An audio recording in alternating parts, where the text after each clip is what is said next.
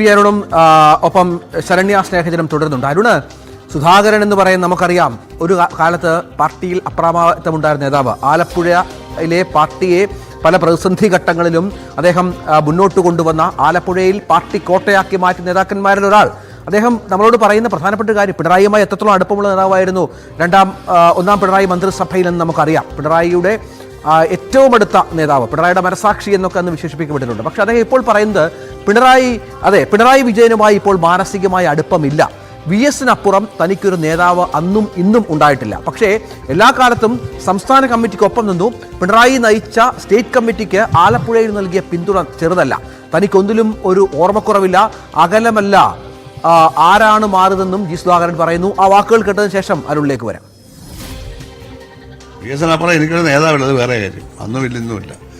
പക്ഷേ പിണറായി നയിച്ച state committee ഞാൻ ഞങ്ങൾ നല്ല സപ്പോർട്ട് കൊടുത്തിട്ടുണ്ട് ആലപ്പുഴ. ആ സപ്പോർട്ടൊന്നും ചെറുതല്ല. ആ കാലത്ത് സംസ്ഥാനം മുഴുവൻ വലിയ സ്വാധീനം ഉണ്ടാക്കുന്ന ഒരു സപ്പോർട്ട് പിണറായിക്കറിയാം. ആ സ്നേഹവും ആ വിശ്വാസവും പിണറായിക്ക് എന്നോട് ഇപ്പോഴും ഉള്ളതാണ് വിശ്വാസം. ഇപ്പോൾ ഞങ്ങൾ തമ്മിൽ ഇലക്ഷൻ കാലത്ത് തന്നെ വിളിച്ച് ഒരുപാട് സംസാരിച്ചു. അങ്ങനെ 2 തവണ കണ്ട 3 വർഷത്തിന് ആദ്യമായിട്ടാണത്. അപ്പോൾ പഴയ പോലുള്ള അടുപ്പം നിയമസില്ല, അടുപ്പമല്ല, മനസ്സുകൊണ്ടല്ല, ഇല്ല. പക്ഷേ ഞാൻ പരിചയപ്പെട്ട കാലത്തോളം ആ ഒരു ഉണ്ടായിരുന്നു. ആലപ്പുഴയ്ക്കൊരു പ്രാധാന്യം അധികം കൊടുത്തിരുന്നു. ആ ഞങ്ങളുടെ കാലം പറയാം. അന്ന് ഇതൊന്നും ബാധിച്ചില്ല. എല്ലാ സമുദായം വോട്ട് ചെയ്യല്ലേ. ഒരു കാലത്ത് മുസ്ലിം സമുദായം കാര്യമായിട്ട് ചെയ്യത്തില്ലായിരുന്നു. കോൺഗ്രസ് എല്ലാം ചെയ്തല്ലേ ഞങ്ങളൊക്കെ ജയിച്ചത്. 9 ലക്ഷമാണോ കായംകുളം ജയിച്ചത് എങ്ങനെ? മുസ്ലിം വോട്ടല്ലേ. അമ്പലപ്പുഴ ജയിക്കുന്നത് എങ്ങനെ? മുസ്ലിം വോട്ടല്ലേ. ഇതെല്ലാം മുസ്ലിം വോട്ട് 10,000-കണക്കിന് വോട്ടായി 2 മണ്ഡലങ്ങൾ. അതൊക്കെ ഞങ്ങൾ ജയിച്ചില്ലേ. അവിടെ പ്രതിഭ ജയിച്ചു, ഇവിടെ ഞാൻ ജയിച്ചു. എവിടെയാണ് സാർ ഈ അകൽച്ച സംഭവിക്കുന്നത്? എവിടെയാണ് ഞാൻ പറഞ്ഞത്? അപ്പോൾ അത് ഏറ്റു പറയാൻ ഒരുപാട് കേഡർമാർ താഴെ ഉണ്ടായിരുന്നു.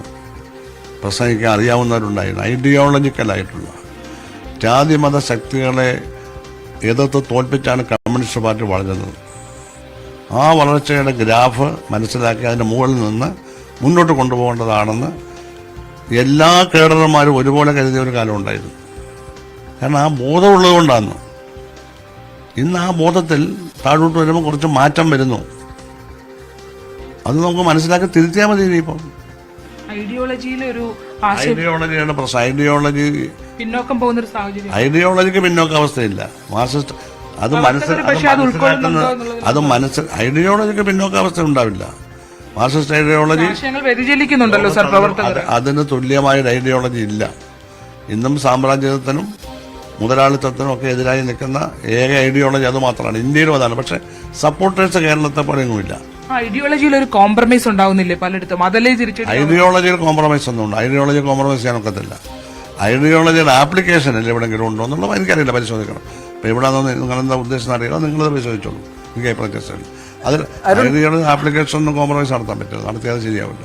അതെവിടെയെങ്കിലും നടത്തുന്നുണ്ടോയെന്ന് എനിക്കെൻ്റെ അരുൺ, ദൃഢഹൃദയനായ ആലപ്പുഴയിലെ നേതാവാണ് സുധാകരൻ. നമുക്കറിയാം, കഴിഞ്ഞ കുറേ നാളുകളായി അദ്ദേഹത്തിന്റെ പാർട്ടിയിലുള്ള സ്ഥാനം അറിയാം, അദ്ദേഹം എങ്ങനെ മാറ്റി നിർത്തപ്പെടുന്ന അറിയാം. പക്ഷേ അദ്ദേഹം ഈ പറയുന്നതിന് പുതിയൊരു പശ്ചാത്തലം കൂടിയുണ്ട്. ഇന്നലെ തോമസ് ഐസക് ചില കാര്യങ്ങൾ തുറന്നു പറയുന്നു ഒരു യൂട്യൂബ് ചാനലിനോട് ശക്തമായ ഭാഷയിൽ. ഇവരൊക്കെ പാർട്ടിക്കകത്ത് കൃത്യമായ പാർട്ടി അച്ചടക്കം പാലിച്ച് പാർട്ടി ചട്ടക്കൂടിൽ നിന്ന് പാർട്ടി പ്രവർത്തനം നടത്തി പറയേണ്ട കാര്യങ്ങൾ മാത്രം തുറന്നു പറഞ്ഞ് പാർട്ടിയുമായി ബന്ധപ്പെട്ട കാര്യങ്ങൾ പാർട്ടിക്കുള്ളിൽ മാത്രം പറഞ്ഞ് ശീലിച്ച നേതാക്കൾ ഈ പുതിയ കാലത്ത് വെളിപ്പെടുത്തി നടത്തുന്നതിന് മറ്റൊരു പശ്ചാത്തലം കൂടിയുണ്ട്. അത് മറ്റൊന്നുമല്ല, തെരഞ്ഞെടുപ്പിലുണ്ടായ വലിയ പരാജയമാണ്.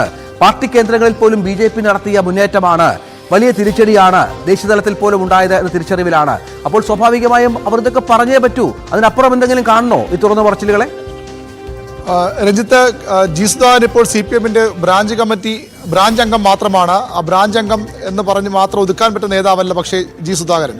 അദ്ദേഹം CPM-ന്റെ അനിശ്ചിത നേതാക്കളുടെ ഒരാൾ തന്നെയാണ്. ഇപ്പോഴും ഏതാനും മാസങ്ങൾക്ക് മുമ്പാണ് അദ്ദേഹം ബ്രാഞ്ചിലേക്ക് മാറ്റപ്പെട്ടത്. പാർട്ടിയിലെ പ്രായപരിധി നിബന്ധനയുടെ ഭാഗമായി അദ്ദേഹം മാറുകയായിരുന്നു. പക്ഷേ ജി സുധാകരൻ തുറന്നു പറച്ചിൽ അസാധാരണമാണ്. CPM-ൽ അധികം ഉണ്ടായിട്ടില്ലാത്ത ഒരു തുറന്നു പറച്ചിൽ കാരണം CPM-ന്റെ രാഷ്ട്രീയ രീതികൾ അറിയാവുന്ന, CPM-ന്റെ നയപരിപാടികൾ അറിയാവുന്ന, എല്ലാ രഹസ്യങ്ങളും അറിയാവുന്ന നേതാക്കളിൽ ഒരാളാണ് ജി സുധാകരൻ. പ്രത്യേകിച്ച് ഇന്നത്തെ പിണറായി വിജയൻ ആയതിനു പിന്നിലുള്ള രാഷ്ട്രീയ നീക്കങ്ങളുണ്ട്.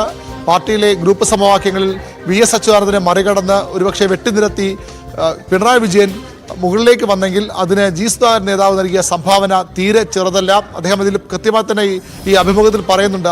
ആലപ്പുഴയിലെ പാർട്ടി പിടിക്കാൻ താൻ കൂടെ നിന്നതിൻ്റെ കാരണങ്ങൾ വി എസിനെ പോലും മറികടന്ന്, തൻ്റെ എക്കാലത്തെ നേതാവ് വി എസ് അച്യുതാനന്ദനാണ്, ആ നേതാവിനെ പോലും മറികടന്നുകൊണ്ട് പിണറായിക്കൊപ്പം നിന്നത് സംസ്ഥാന സമിതി അംഗം എന്ന നിലയിലാണ്. അതുകൊണ്ട് തന്നെ അത്തരം കാര്യങ്ങൾ കൂടി അദ്ദേഹം തുറന്നു പറയുകയാണ്. പാർട്ടി പിടിക്കാൻ അത്തരത്തിൽ ചില നേതാക്കൾ പിണറായിക്കൊപ്പം നിന്നിരുന്നു. അത് ഓരോ ജില്ലകളിലും ഓരോ നേതാക്കളുണ്ട്. തിരുവനന്തപുരത്ത് വി ശിവൻകുട്ടിയും കടകംപള്ളി സുരേന്ദ്രനെ പോലുള്ള നേതാക്കളുണ്ടായിരുന്നു. അങ്ങനെ ഓരോ ജില്ലകളിലും അത്തരത്തിലുള്ള നേതാക്കളുടെ വലിയൊരു നിര തന്നെ ഉണ്ടായിരുന്നു. അതിൽ ആലപ്പുഴയിലെ പ്രധാനിയായിരുന്നു ജി സുധാകരൻ. അദ്ദേഹം അത് തുറന്നു പറയുമ്പോൾ അദ്ദേഹത്തിൻ്റെ സൂചിപ്പിച്ചത് തന്നെയാണ് കൃത്യമായ വാക്ക്. വ്രണത ഹൃദയനാണ് അദ്ദേഹം. അതിന് കാരണം അദ്ദേഹത്തെ കഴിഞ്ഞ തവണ അദ്ദേഹം വീണ്ടും മത്സരിക്കണമെന്ന് ആഗ്രഹിച്ചിരുന്നയാളാണ്. സംസ്ഥാന സമിതിയിൽ നിന്ന് പ്രായപരിധി ബന്ധങ്ങളുടെ പേരിൽ ഒഴിവാക്കപ്പെട്ടയാളാണ്. മാത്രമല്ല ആലപ്പുഴയിലെ പുതിയ പാർട്ടി നേതൃത്വം സജി ചെറിയാനും സലാമും ഉൾപ്പെടുന്ന നാസറും ഒക്കെ ഉൾപ്പെടുന്ന പുതിയ നേതൃത്വം അദ്ദേഹത്തെ അവഗണിക്കുന്നു, അദ്ദേഹത്തെ നിരന്തരം വേട്ടയാടുന്ന പരാതിയുള്ളയാളാണ് അദ്ദേഹം. ആ സുധാകരൻ ഇങ്ങനെ തുറന്നു പറയുമ്പോൾ വളരെ ഗുരുതരമായ ആരോപണങ്ങളാണ്. അതിന് അദ്ദേഹത്തെ പറയാൻ പ്രേരിപ്പിച്ചത്. എനിക്കൊരു സംശയമുള്ളത്, അതായത് എപ്പോഴാണ് ഈ പിണറായി വിജയനും സുധാകരനുമായി അകന്നത് എന്നുള്ളതാണ്. നമുക്കറിയാം പിണറായിക്ക് വേണ്ടി വി എസും വിഷയത്തിൽ എത്രത്തോളം അദ്ദേഹം പിണറായിക്കൊപ്പം നിന്നു. ആലപ്പുഴ ജില്ലാ ഘടകത്തെ മുഴുവൻ പിണറായിക്കൊപ്പം നിർത്തി സംസ്ഥാന സമ്മേളനങ്ങളിൽ പോയി നമ്മൾ കണ്ടതാണ്. വി എസിനോട് അടുപ്പമുള്ള ആളായിരുന്നു, വി എസുമായി തെറ്റുന്നു. ഇപ്പോൾ അദ്ദേഹം വീണ്ടും പറയുകയാണ് എനിക്ക് അന്നും ഇന്നും ഒറ്റ നേതാവ് മാത്രമേ ഉള്ളൂ വി എസ് എന്ന്. അത് ആ ഒരു മാറ്റം ഏത് സാഹചര്യത്തിൽ സംഭവിച്ചു? പിണറായിക്ക് എന്തുകൊണ്ടാണ് സുധാകരനെ അങ്ങനെ അകറ്റി നിർത്താൻ സാധിക്കുന്നത് ഈ ഘട്ടത്തിൽ എന്നുള്ളതാണ്. രഞ്ജിത്ത്, വി എസ് അച്യുതാനന്ദന് ശേഷം ആലപ്പുഴ ജില്ലയിൽ ഏറ്റവും അധികം സ്വാധീനമുള്ള നേതാക്കളിൽ ഒരാളാണ് ജി സുധാകരൻ. പക്ഷേ തോമസ് ഐസക്കും ആലപ്പുഴ കേന്ദ്രീകരിച്ച് പ്രവർത്തി നേതാവാണെങ്കിൽ പോലും അദ്ദേഹത്തെക്കാൾ ഉപരി ആലപ്പുഴ ജില്ലയിൽ പാർട്ടിയുടെ കൃത്യമായ കടിഞ്ഞാൺ പതിറ്റാണ്ടുകൾ ജി സുധാകരൻ്റെ കൈവശമായിരുന്നു. അവിടെ നിന്ന് പുതിയ നേതൃത്വം സജി ചെറിയാൻ നേതൃത്വത്തിൽ ഉദയം ചെയ്യുന്നു. നാസറും അതുപോലെ തന്നെ എച്ച് സലാം പോലുള്ള നേതാക്കളൊക്കെ ആ പുതിയ തലമുറയെ വന്നോടുകൂടിയാണ് ജി സുധാകരൻ ഒതുക്കപ്പെട്ടത്. സജി ചെറിയാൻ്റെ ഒരു അപ്രമാദം, സജി ചെറിയാൻ വളരെ കാലം ജി സുധാകരൻ അടിയുറച്ച ശിഷ്യരായിരുന്നു, അല്ലെങ്കിൽ ജി സുധാകരന് ഒപ്പം പോയ ആളായിരുന്നു. പക്ഷേ അതിനുശേഷം സജി ചെറിയാൻ CPM-ൻ്റെ സംസ്ഥാന സെക്രട്ടേറിയറ്റിലേക്ക് മറ്റും വരുന്നതോടുകൂടിയാണ് അവിടുത്തെ ഗ്രൂപ്പ് സമവാക്യങ്ങൾ മാറ്റമുണ്ടാകുന്നത്. പിണറായി അപ്പോൾ സ്വാഭാവികമായും സജി ചെറിയാൻ ഉൾപ്പെടെയുള്ള ചെങ്ങന്നൂർ ബൈ ഇലക്ഷനിൽ പ്രധാനപ്പെട്ട ഒരു കാര്യമാണ്. ചെങ്ങന്നൂരിൽ സജി ചെറിയാൻ ബൈ ഇലക്ഷൻ ജയിച്ചു വരുന്നതോടുകൂടി അദ്ദേഹം CPM-ൻ്റെ ആലപ്പുഴയിലെ നമ്പർ 1 നേതാവായി മാറുന്നു. അവിടെ മുതലാകാം ഒരുപക്ഷെ ഇത്തരം തെറ്റുകൾ പിണറായി വിജയനുമായി ഉണ്ടാകുന്നത്. കഴിഞ്ഞ തവണ സീറ്റ് നിഷേധിക്കപ്പെട്ടതോടുകൂടി EP ജയരാജനും AK ബാലനും തോമസ് ഐസക്കും അതുപോലെ ജി സുധാകരൻ നേതാക്കൾക്ക് സീറ്റ് നിഷേധിക്കപ്പെട്ടതോടുകൂടി സുധാകരൻ മറ്റു തലത്തിലേക്ക് കാര്യങ്ങൾ കാണാൻ തുടങ്ങി. അവിടെയാണ് അദ്ദേഹം പിണറായിയുമായി മാനസികമായി അകലുന്നത്. തനിക്കെതിരെ അവിടുത്തെ യുവ നേതാക്കൾ നടന്ന നീക്കങ്ങൾക്കെതിരെ നിരവധി തവണ പാർട്ടിയോട് ജി സുധാകരൻ പരാതിപ്പെട്ടിട്ടുണ്ട്. പക്ഷെ അതൊന്നും പാർട്ടി നേതൃത്വം കണ്ടെന്നടിച്ചില്ല. മാത്രമല്ല യുവ നേതൃത്വത്തെ കൂടെ നിർത്താനാണ് പലപ്പോഴും പിണറായി വിജയൻ ശ്രമിച്ചത്. അതാകാം അദ്ദേഹത്തെ ഈ രീതിയിൽ പിണറായിക്ക് പൂർണ്ണമായും എതിരായി മാറ്റുന്ന, മാനസിക അടുപ്പം പോലും ഇല്ലാതാക്കുന്ന ആളായി മാറ്റുന്ന അവസ്ഥയിലേക്ക് എത്തിച്ചിട്ടുള്ളത്. പക്ഷേ ഇവിടെ ഇപ്പോൾ ജി സുധാകരൻ്റെ ഈ തുറന്നു പറച്ചിലുകൾ, അദ്ദേഹത്തിൻ്റെ വിമർശനങ്ങൾ, അതിന് പ്രധാന കാരണം ദിൻ സൂചിപ്പിച്ച പോലെ CPM-ലെ ഇപ്പോൾ ഉണ്ടായിക്കൊണ്ടിരിക്കുന്ന തിരിച്ചടി തന്നെയാണ്, രാഷ്ട്രീയ തിരിച്ചടി തന്നെയാണ്. ലോക്സഭാ തെരഞ്ഞെടുപ്പിലേറ്റ വലിയ പരാജയം തന്നെയാണ്. തോമസ് ഐസക്ക്, ജി സുധാകരൻ രണ്ടുപേരും ആലപ്പുഴ നേതാക്കളെന്നത് തികച്ചും യാദൃച്ഛികമാകാം. പക്ഷേ ഒരാൾ കേന്ദ്ര കമ്മിറ്റി അംഗമാണ്, ഒരാൾ സംസ്ഥാന സമിതിയിൽ താൻ സംസ്ഥാന സമിതിക്ക് അപ്പുറത്തേക്ക് പോകേണ്ട സ്വയം തീരുമാനിച്ച നേതാവാണ്. സംസ്ഥാനത്ത് ഒരുപക്ഷെ ഏറ്റവും കേന്ദ്ര കമ്മിറ്റിയിലേക്ക് വളരെ മുമ്പ് എത്തിപ്പെടേണ്ട നേതാവ്. അദ്ദേഹത്തിൻ്റെ ഒരു പലപ്പോഴും സംസാരിക്കുമ്പോൾ പറയുന്നത്, ഞാൻ ഇപ്പോഴത്തെ പല PB അംഗങ്ങളെക്കാൾ മുമ്പ് ഇത്തരം പദവികൾ എത്തേണ്ട ആളായിരുന്നു ഞാൻ എന്നൊരു പരാതി പലപ്പോഴും പറയുന്ന ആളാണ് അദ്ദേഹം. അത്തരമൊരു നേതാവ് തുറന്നു പറയുമ്പോൾ തോമസ് ഐസക്ക് പറഞ്ഞതുമായി ചേർത്ത് വായിക്കണം. പാർട്ടിയുടെ പോക്ക് ശരിയല്ല. എന്തുകൊണ്ട് പാർട്ടി മുന്നണി വലിയ തിരിച്ചടി നേരിടുമെന്ന് ചോദിച്ചാൽ അതിനു കാരണം പാർട്ടിക്കുണ്ടായ മാറ്റങ്ങളാണ്, പാർട്ടിയിലെ ഇത്തരം അനഭിലഷിത പ്രവണതകളാണ്. അതാണ് ജി സുധാകരൻ തുറന്നു പറയുന്നത്. ഈ